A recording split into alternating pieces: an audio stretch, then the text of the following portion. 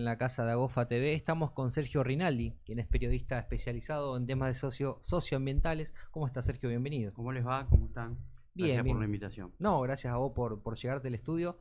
¿Ya familiarizado con el mundo del stream? Sí, sé que venís del mundo de la radio, pero con el stream... Tratando de familiarizarme, porque estas son cuestiones mucho más acá en el tiempo. Uno viene de la época que entraba a una radio y lo único que había arriba de la mesa eran los diarios. Claro. Todos los diarios. Entonces, bueno. Y hoy en día está el celular. Siempre, y ahora está el celular, ahora no hay más diarios. Claro. Ahora está el celular. Pero bueno, tratando de ingresar también a ingresar.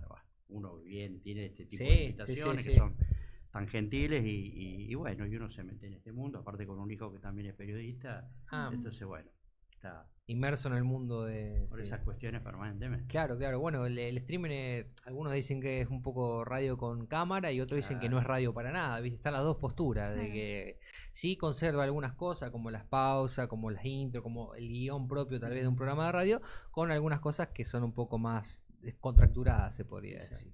Pero bueno, la verdad que te agradecemos por venir a hablar acá al estudio. Teníamos ganas con Melanie de charlar un poco de lo que es la agenda medioambiental, si es que la hay. Esa era nuestra pregunta como para iniciar. Si hoy en día en el territorio nacional, por parte del oficialismo, hay una postura de hacer agenda ambiental, ¿no? ¿Existe hoy en día? ¿El oficialismo es cuál? No, el oficialismo a nivel nacional. No existe. O sea, hay una agenda, por eso te iba a decir, en realidad todos tenemos una agenda y tenemos otras agendas, porque las cuestiones ambientales uno tiene la agenda local, después tiene la agenda regional y la agenda nacional, e inclusive no es exagerado decir la agenda mundial, porque uno comúnmente cuando milita en organizaciones tiene coaliciones, con los cuales trabaja con otros grupos también del exterior, entonces hay problemáticas comunes y hay agendas comunes. Pero específicamente con tu pregunta, la del gobierno nacional, con el oficialismo, ahora no hay más agenda porque bueno, todas las cuestiones ambientales han sido degradadas a su mínima expresión. Entonces, antes había una agenda en la cual podés estar de acuerdo o no, en la cual podés tener acuerdos o no, en la cual podés tener chispazos o no.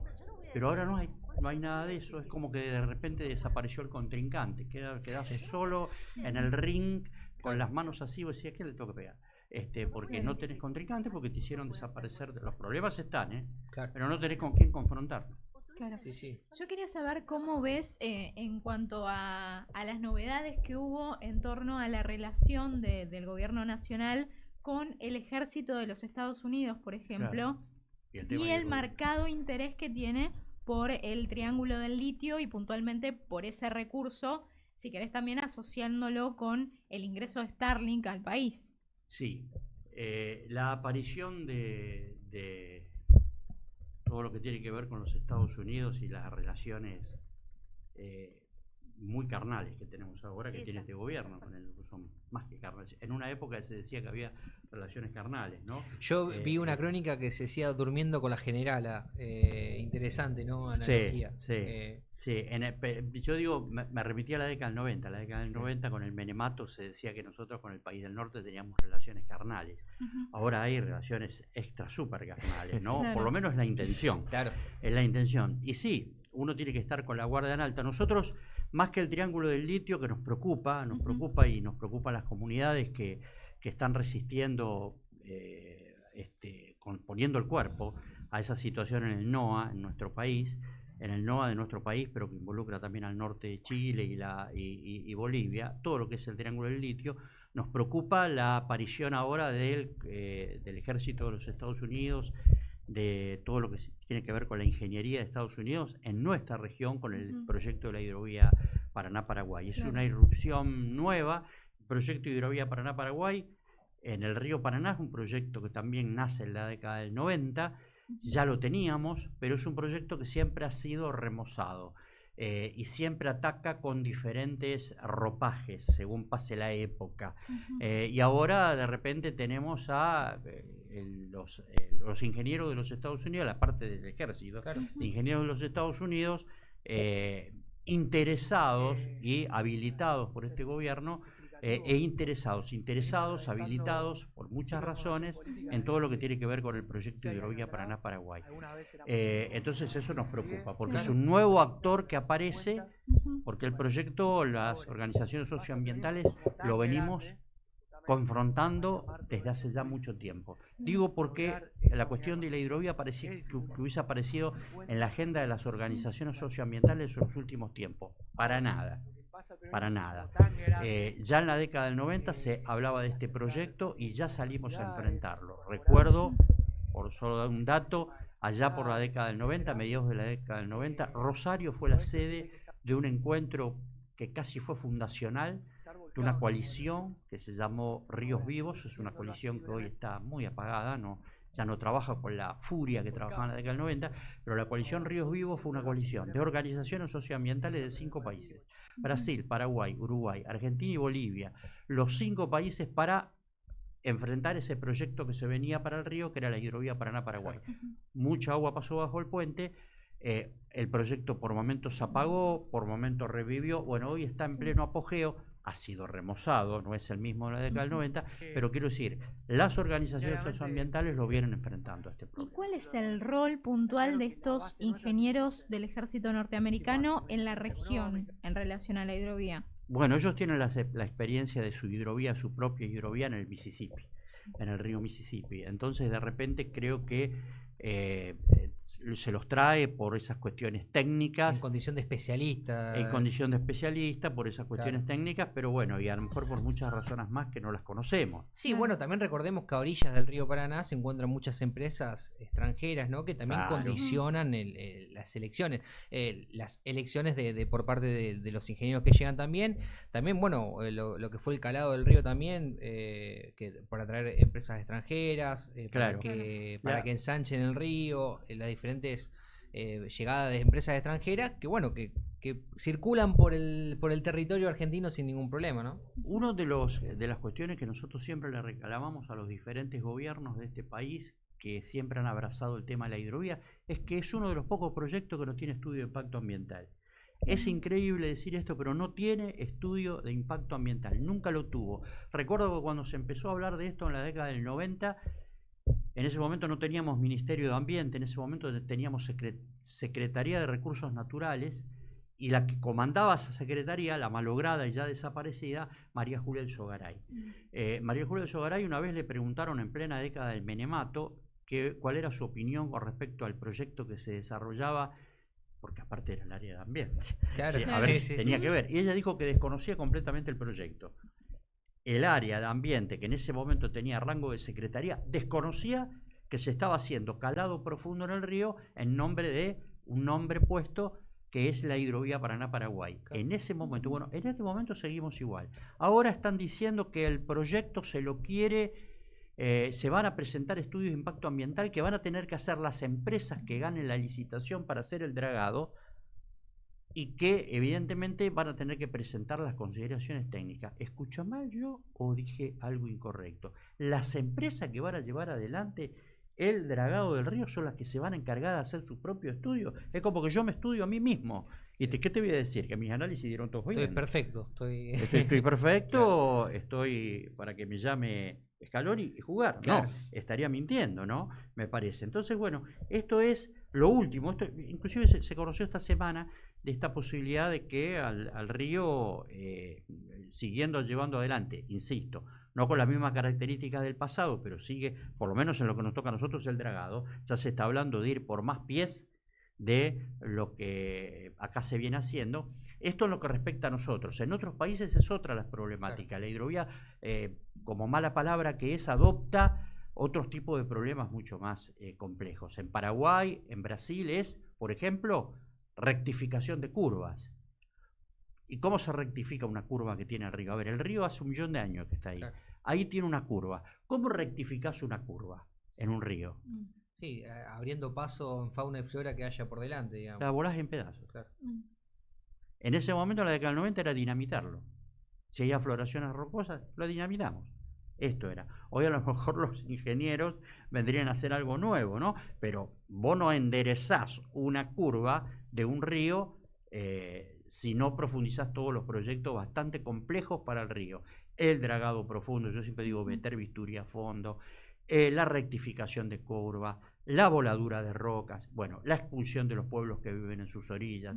Es un proyecto que tal cual como se lo mire, es completamente dañino. Es beneficioso para los que tienen interés, los puertos cerealeros, de la minería, que va a venir del sur de Bolivia. Para ellos sí, por eso nosotros decimos, y este es un lema así, más moderno, muy lindo, que a mí siempre me gustó tomarlo, que nosotros al río es el río y no es una hidrovía. Vieron que ahora los movimientos dicen, no digamos hidrovía, porque no es una hidrovía, es un río, es el río Paraná. Y está bueno, este es un concepto mucho más moderno, decir, señores, no es una hidrovía, es un río. Pero los ingenieros vienen para llevar adelante el proyecto de hidrovía. Claro, porque la hidrovía por ahí te lleva a pensarlo en términos económicos necesariamente. Nada más, el concepto. Nada más. Yo recuerdo el ya desaparecido gobernador Bey, ¿se acordaron ustedes? Que de la provincia de Santa Fe, el Turco Bey en su momento dijo, tenemos que convertir, el río es una ruta, tenemos que convertirlo en autopista. Toda una definición, ¿eh? Claro, sí, sí. Toda una definición. Una ruta Sí, pasan autos de tal modelo o camioncitos de tal modelo. Si vos lo haces una autopista, ya podrán pasar mucho más camiones. Y encima que bueno, que los camiones te rompen la ruta, encima no tenés peaje, ¿no? Porque pasa que en la hidrovía, Claro. en el río Paraná, no hay peaje tampoco, digamos, como que hay libre pase y tampoco hay control de lo que pasa por el río Paraná. Exacto. ¿Qué se hace con los lodos? Cuando vos, por ejemplo, profundizás el dragado del río, removés lodos. ¿Dónde se arrojan esos lodos? ¿Qué se hace con esos lodos? Movés y movés con una draga toneladas. Por ejemplo, ¿qué draga eran las que hacían los dragados? Era Jan de Nul, la empresa belga, es una empresa belga, Jan de Nul, ellas hacían los dragados y ellos presentaban sus propios estudios de impacto ambiental. Claro. Y bueno, ¿y dónde llevaban esos lodos, por ejemplo? Cuando vos removés toda esa masa, probablemente contaminada, porque el río está contaminado, ¿dónde lo llevas? Bueno, la hidrovía, mira, por donde la mires, es un proyecto bastante que lastima bastante al río, ¿eh? Y bueno, todavía seguimos dando vueltas y los pueblos y las organizaciones seguirán resistiéndolo. Y bueno, y en esto que me pareció interesante, ¿no? Que no hay solamente una agenda local, ni tampoco una agenda nacional, sino que hay una agenda mundial. También en un gobierno que mira mucho para afuera, se mira, que no, claramente la respuesta es negativa, pero ¿por qué no se mira para afuera también en las políticas ambientales que tienen y llevan adelante tal vez otros países con sus oscuros, con sus colores oscuros y con sus colores claros, pero que llevan adelante una política más ambiental y con una mirada un poco más de cuidar el terreno y el ambiente que nos rodea? Bueno, es una reflexión la que hace que es muy acertada, porque ¿por qué el gobierno argentino, que tanto mira hacia el norte con esto de las relaciones carnales que hoy están elevadas a la enésima potencia, ¿por qué no mira al país del norte que evidentemente tiene otro posicionamiento con las cuestiones ambientales, según el gobierno que esté, ¿no? Por ahí es mucho más progresista con los demócratas y Biden u Obama, y son un poco más negacionistas cuando estuvo Donald Trump, más allá de que el actual presidente nuestro tiene un acercamiento, se encolumna más con la mirada de Donald Trump y la postura republicana, que siempre ha sido y es muy de extracción de petróleo, de gas. Ya sabemos quiénes son los republicanos y quién está todo el negocio de los combustibles fósiles atrás de ellos.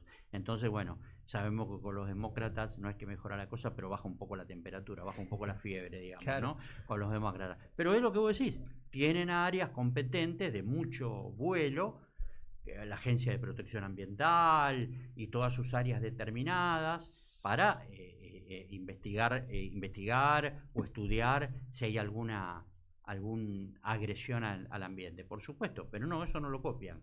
Lamentablemente eso no lo copian porque nosotros teníamos Ministerio de Ambiente hasta la gestión anterior, y acá lo que se hizo es dinamitar el Ministerio de Ambiente. A ver, ¿estaban bien las cosas que se hacían en el Ministerio de Ambiente en la gestión anterior? No estaba diciendo que estaba justamente Chico Méndez a cargo del Ministerio de Ambiente, no, para nada. Había muchísimas cosas para corregir. Pero si vos tenés una estructura que se llama ministerio y las cosas se están haciendo mal, tenés que modificar las cosas que te están haciendo mal, no dinamitar el ministerio. Y acá lo que se hizo, se dinamitó el ministerio. Qué bueno que pasa en varios aspectos, ¿no? Está pasando en muchos aspectos en donde en vez de mejorar la eficacia o la eficiencia de aquellos ministerios o instituciones estatales, es destruirlo totalmente, digamos. Porque siempre esos cargos estuvieron puestos por la política, lamentablemente. Lamentablemente. No, creo que el litoraleño, el de nuestra región, tiene una opinión formada con lo que fue la gestión de Juan Cabandier, que fue el ministro anterior. Creo que la tiene formada, no hace falta que yo le diga. Pero quiero decir, ese puesto al cual accede Juan Cabandier, y anterior a Juan Cabandier, el macrismo había puesto al Rabino Berman. ¿Están para esos puestos? No, evidentemente no están para esos puestos. No están para esos puestos. No voy a contar infidencias o chismes acá. Pero Rabino Berman llegó porque lo tenían que poner por los favores que le había hecho al macrismo. O sea, vos me interpretan ustedes lo que yo digo cuando... Sí, le debían un cargo. Le debían un cargo, le debían un cargo. Se comportó muy bien en la previa, se ganó. Che, llamalo a Berman que tenemos algo para él. Y él lo que hizo en 4 años de gestión fue disfrazarse de planta. ¿Te acuerdas? Ah, ¿no? Sí. Está el micrófono, ¿no? Sí, para que acerque un poquito. Ahí está. Bueno. Sí, lo, también, ¿Lo de Cabandier es distinto? No, también llega por... en un área que hay que tener, como en todas las áreas, ¿no? Hay que tener conocimiento sobre lo que se hace, porque si no... Exacto. Nadie dice que tiene que salir de los riñones mismos de las organizaciones socioambientales. No estoy diciendo eso, pero sí tenés que poner a alguien capaz. Claro, que tenga formación en el tema mínimamente. Claro. Y yendo a lo local, ¿no? Que es lo que tenemos más cerca, la proximidad, ¿no? Se dice en el periodismo. ¿Qué pasa con el agua acá en la ciudad de Rosario? ¿Tiene contaminación la que nosotros propios ingerimos, ¿no? En el día a día, que es algo que nos preguntamos todo y que algunos precavidos tratan de no ingerir el agua rosarina? Bueno, cada uno puede hacerlo. O sea, lo que dice siempre esta empresa es que la calidad de las aguas potables, ya hablamos del agua potable, es de buena calidad. No tengo los elementos para decir que no sea así.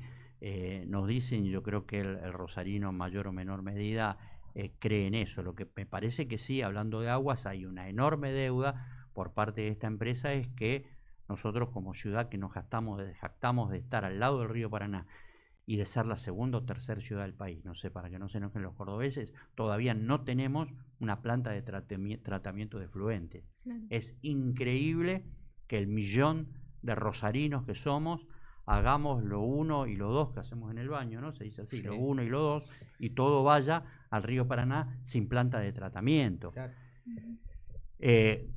Estamos en el año 2024 y esta empresa, que ha sido pública, que ha sido privada, que antiguamente se llamaba Dipos y que después tuvieron los franceses de la Suez, grandes piratas, y después ahora es público-privada, todavía nos debe una planta de tratamiento de efluentes cloacales. Todo lo que nosotros hacemos como lo 1 y lo 2 en el baño, de que hacemos todos los rosarinos, va literalmente al río. Claro. Entonces, bueno. Y sumado a las contaminaciones de las empresas que... Bueno, no, dije lo nuestro porque es lo que nos toca, lo de las empresas. Que eso tal vez tengamos la responsabilidad nosotros del 1 y del 2, pero después se no, también... lo de las empresas acá hay una larga historia. En ese sentido, con lo que le estabas consultando respecto al agua, iba a ir al tema de las empresas, justamente porque al hablar de los desechos que van hacia el río, se me ocurrió, por ejemplo, los frigoríficos... no sé si nombrar empresas concretamente, pero el Arroyo Saladillo, permanentemente cuando pasás por el puente que está frente al frigorífico, se ven la espuma blanca que va a parar al arroyo y que es drenada por parte del frigorífico que se encuentra ubicado y que todo el mundo conoce, ya sabemos en ese sector, que bueno, es una empresa muy importante de mi localidad, que soy de allí de Gobernador Galvez. Pero sabes entonces de lo que hablas. Claro, puntualmente consultarte el impacto de las empresas locales. Se me ocurre Cargill, por ejemplo, también, empresa fabricante de agroquímicos. ¿Cuál es el impacto de estas empresas locales en el medio ambiente en el que convivimos diariamente?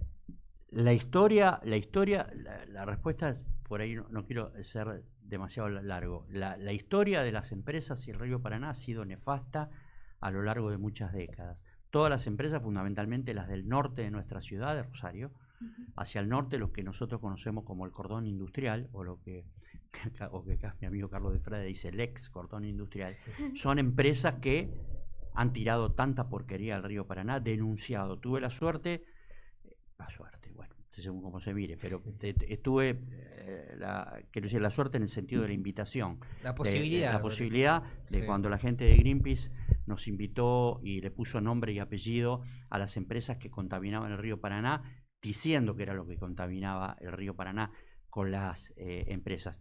Tuve la suerte de participar a finales de la década del 90 en lo que fue sacar las muestras del río y que después, posteriormente, Greenpeace mandó a su laboratorio que tiene en la Universidad de Exeter, en Gran Bretaña. Tuve la suerte, digamos, de habilitar la posibilidad de que los chicos que venían de Buenos Aires, los científicos que venían de Buenos Aires, pudieran retirar las muestras. Luego fueron a Gran Bretaña y volvieron un año después, y cuando vuelven un año después, vuelven con el barco y tuvimos la suerte de estar arriba del barco poniéndole nombre y apellido a las empresas y a lo que tiraban al río del Paraná, sustancias cancerígenas, etcétera, etcétera. 2 años fueron seguidos, 1998 y 2000. Concluimos ahí, 1998 y 2000. Por lo menos lo que a mí me toca, estuve desde esa época ya denunciando, pero hay gente que de antes lo venía denunciando, el lugareño, el vecino, que se acerca y con su vista y con su olfato ve, como acá la compañera lo sabe del arroyo Saladillo, las porquerías que se tiraban al río Paraná. Antes tenías el relato de viajeros, pero con mucha... pero el vecino tenía mucho que decir. Greenpeace lo que hizo en 1998 y en el 2000 es ratificar lo que los vecinos dijeron. Cambió esa situación, porque usted mira, estamos en el 2024, Rinaldi, cambió, pero de todos modos, más allá de que cambió, todavía hay empresas que siguen arrojando de distintos tipos de porquerías al río Paraná. Acá 50 kilómetros en la provincia de Buenos Aires, ya que hablaste de agroquímico, tenemos a Atanor. Atanor acaba de tener una explosión hace 3 semanas atrás de un pequeño reactor donde Atanor fabrica agroquímicos, quiero decir, ¿no? Claro. Le explotó un reactor donde ellos fabrican la atracina. Pueden googlear nombre atracina y van a ver el pasado oscuro que tiene la atracina. ¿Y de qué hablamos cuando hablamos de atracina? Le explotó un reactor y toda la nube blanca se expandió en 3 barrios de San Nicolás. Cuando hablo de San Nicolás no estoy hablando de Buenos Aires, allá lejos en Bahía Blanca. Estoy hablando de 50 kilómetros de Rosario. Esa empresa estaba ya acusada el año pasado, en el 2023, de haber arrojado sustancia contaminante también al río. O sea, la historia sigue, cambian los nombres. Antes era Duperial, antes Easy Duperial, antes Atanor, ahora Atanor, antes era la celulosa, o son los frigoríficos que tienen a mal traer el Saladillo y el Ludueña, no nos olvidemos. 2 arroyos que cuando pasás te da pena ver el estado de salud de 2 arroyos, que después siempre viene algún funcionario de turno y dice: nos vamos a meter en un plan de salvación del arroyo recuperándolo.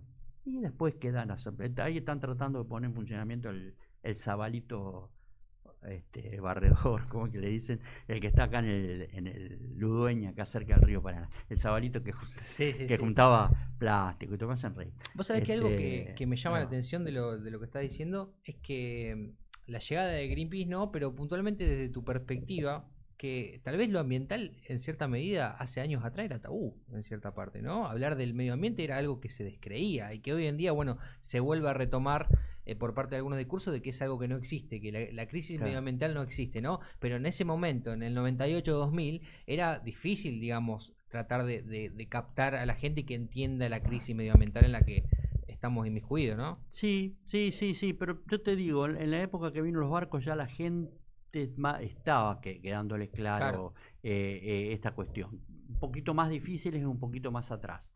Década del 80, sí, década del 80 coincidió casi con el debut mío en los medios. Y bueno, sí, era un poco complicado. Yo empecé como un micrista, ni siquiera eso, invitado, donde me llamaban para hablar de por qué estaba en extinción el oso panda. Entonces yo digo en broma, quiero decir, pero quiero decir, en serio. Te juro que sí. Me invitaban para eso y yo, cuando en lugar de hablar del oso panda, hablaba de lo que las Claro, empresas que claro. contaminaban el río. En cierta forma era un invitado que me hacía un poco el tonto con algunas cuestiones y trataba de meter el discurso. En esa época te digo que era difícil. Ujú. Hablar de cambio climático, hoy todo el mundo dice, ya hace calor el cambio climático, todo el mundo dice, le echa la culpa al cambio climático, como si fuese una oficina donde vos vas y le golpeas la puerta así, Sí, sí. guachos, corrijan Poneme el aire, le decía. esta cuestión, ¿no? Sí. Pero en la década del 80 entrar a un medio de comunicación y hablar de cambio climático, se pensaban que yo era un arbolito, porque yo hablaba de cambio, como los arbolitos Ah, que están en la peatonal, ¿no? Claro. Entonces me miraban, ¿viste? Hoy son todos especialistas en cambio climático, entonces todos dicen, sí, yo escuchaba a Rialdi que ya hace 30, 40 años hablaba de estas cosas. Sí, pero hace 30, 40 años me comía el verdugueo cada vez que Sí, hablaba de claro. eso, ¿no?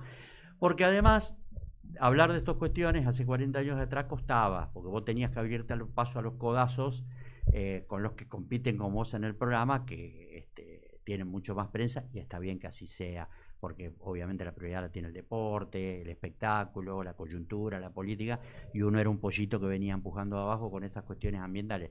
Pero debo reconocer, para que no quede en un lamento o en un reto, que hubo muchísimos colegas que me abrazaron y me dijeron, esto está bueno que lo hables, y después de tantos años uno tiene a Gofa y a tu programa y al programa de ustedes que te invitan para seguir hablando de esto. Claro. Yo voy con mucha espíritu de militancia, porque siempre lo he hecho. A mí no me importa que hayan pasado muchos años.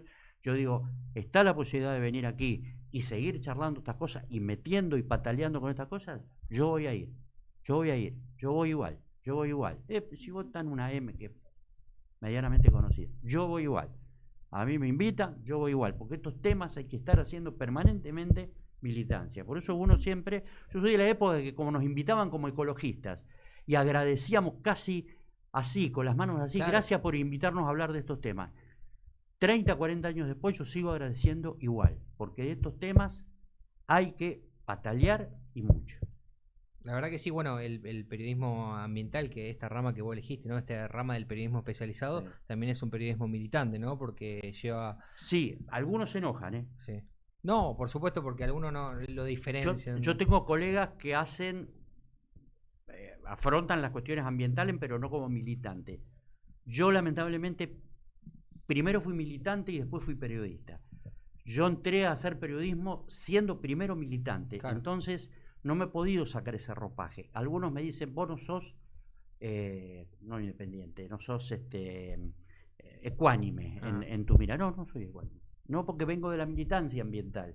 Está contaminando Atanor, saca al gerente de Atanor y pregúntale, sacalo a vos, el gerente de Atanor. Yo voy a sacar al afectado por los venenos que arrojó Atanor. Después tengo un colega, un compañero que sacará al gerente de Atanor y que le haga todas las preguntas. Yo, probablemente sea un defecto mío, ¿no? A lo mejor es un defecto mío.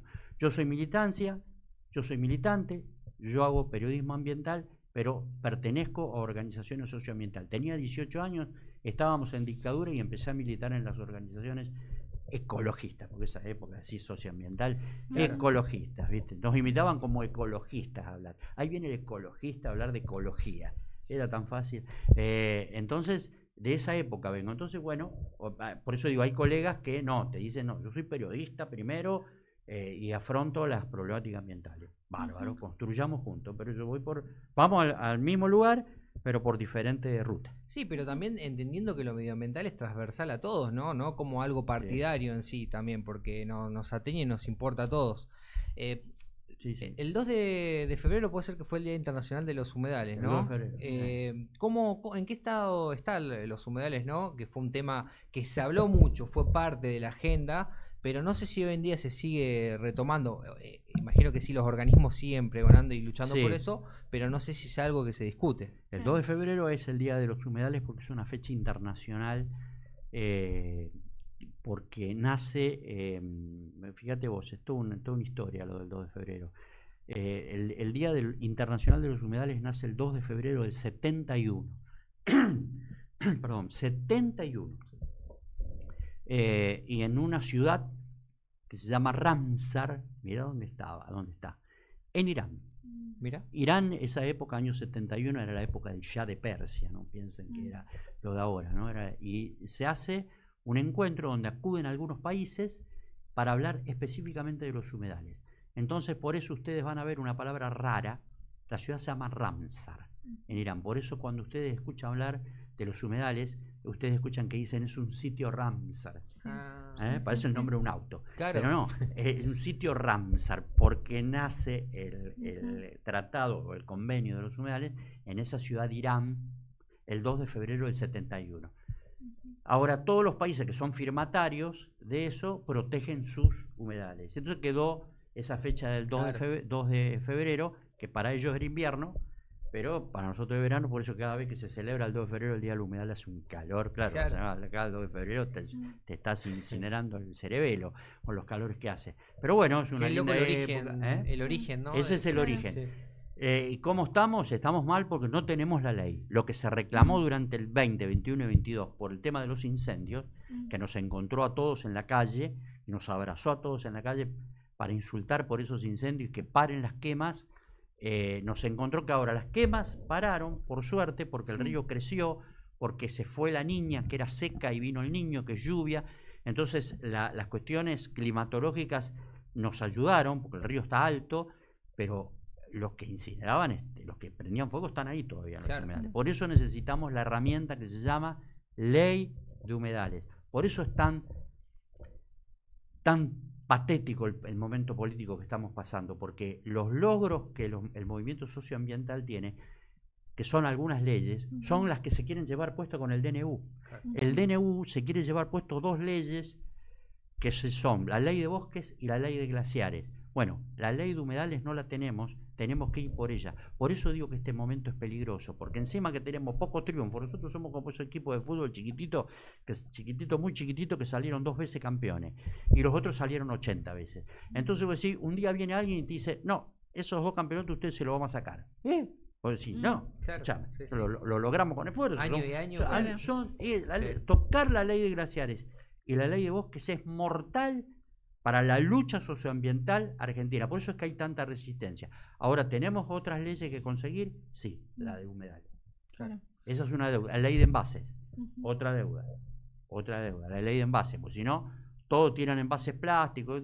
La culpa de la gente, te dice el que fabrica la gaseosa conocida, porque te la venden en un envase descartable. Entonces, ¿qué te dice el tipo?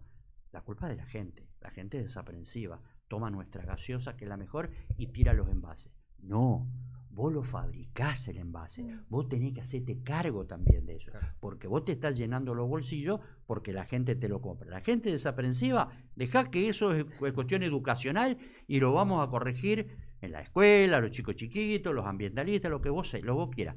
Pero vos, que lo fabricás en un envase de plástico, vos te estás llenando el bolsillo con esa gaseosa que vendés, o el vino que vendés, o lo que fuese, en envase plástico. Entonces te tenés que hacer cargo. ¿Y cómo se hace cargo las empresas? Si vos tenés una ley de envases que se lo exige. Claro. Retomando el tema de los humedales, te quería consultar, por ejemplo, la razón de los incendios o de dónde venía la intención de quemar las islas, porque se habló, por ejemplo, de explotación ganadera o de la sobreexplotación agrícola que hay en la provincia a través de la soja, y que se trasladaban cabezas de ganado a la isla, y que tenía que ver con eso un poco los incendios intencionales. Sí. Para hablar de los incendios y las razones, tenemos que hablar de los dos momentos de los incendios. Hubo un primer gran momento de los incendios que fueron el año 2007 y 2008. 2007 y 2008 tuvimos tremendos incendios en las islas. Los que ya militábamos en organizaciones ambientalistas salimos a hacer campaña para que los humedales se protegieran y a combatir los incendios. Después tuvimos lo de la segunda época, que son los que hemos vivido en estos últimos tiempos. Fundamentalmente 20, 21 y 22, ¿no? Bueno, ¿cuál es la diferencia del porqué de los incendios de la del 2007 y 2008 con la del 20, 21 y 22? Hay algunas que son las mismas y hay unas nuevas. La del 2007 y 2008 tuvo mucho que ver con la ganadería. ¿Por qué? Porque aquí en este país hacía 10 años que se venía sembrando a mansalva la vedette del momento, que es la soja. Cuando los campos se empezaron a invadir de soja porque redituaba, los ganaderos dijeron, no, apostemos a la soja y ¿qué hacemos con las vacas? A los humedales. Entonces, a las vacas vos después le tenés que dar Pastura. pasturas y provocaban los incendios. Era una de las razones, probablemente la principal. Y hubo algo que habilitó la probabilidad de que la posibilidad de que llegara el ganado a los humedales. No nos olvidemos, que se llama conexión vial Rosario Victoria. Las vacas no van nadando Claro. a los humedales.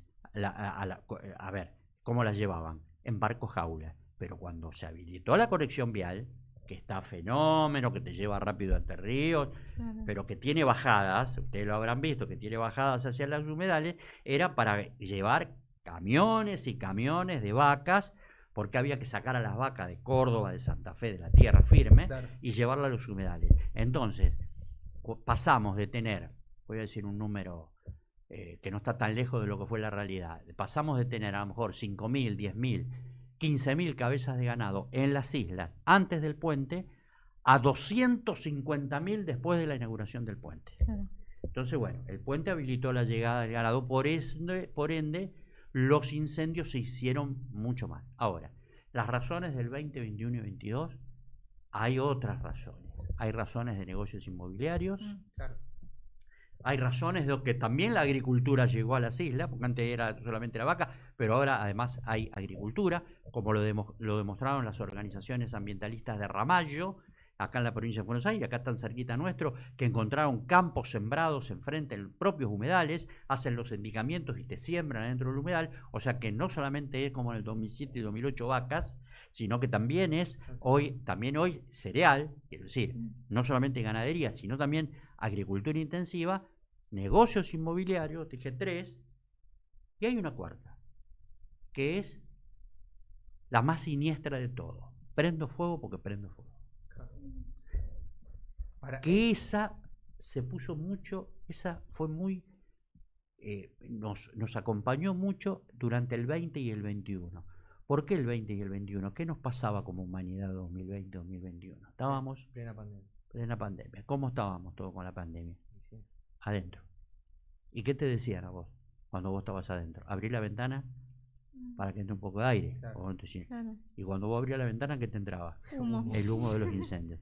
Entonces había una gran intención de hija de putés de prender fuego por prender fuego. Y eran fuegos, yo les llamo fuegos desestabilizadores. Prendíamos por prender. Está el negocio inmobiliario atrás, está la ganadería atrás, está la agricultura atrás, la agricultura con agrotóxicos, por supuesto, también. Pero en ese 2021 vivimos la tragedia de los tipos que prendían fuego y escapaban. Está filmado, claro. Chicos, los tipos a caballo con una soga que va atada a un gran neumático de rueda de tractor.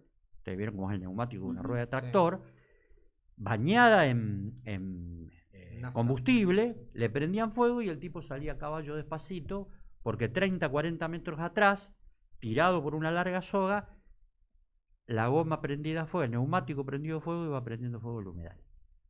Y cuando se veía que se acercaba un helicóptero o que el otro, se bajaba del caballo, listo, hasta el daño está hecho.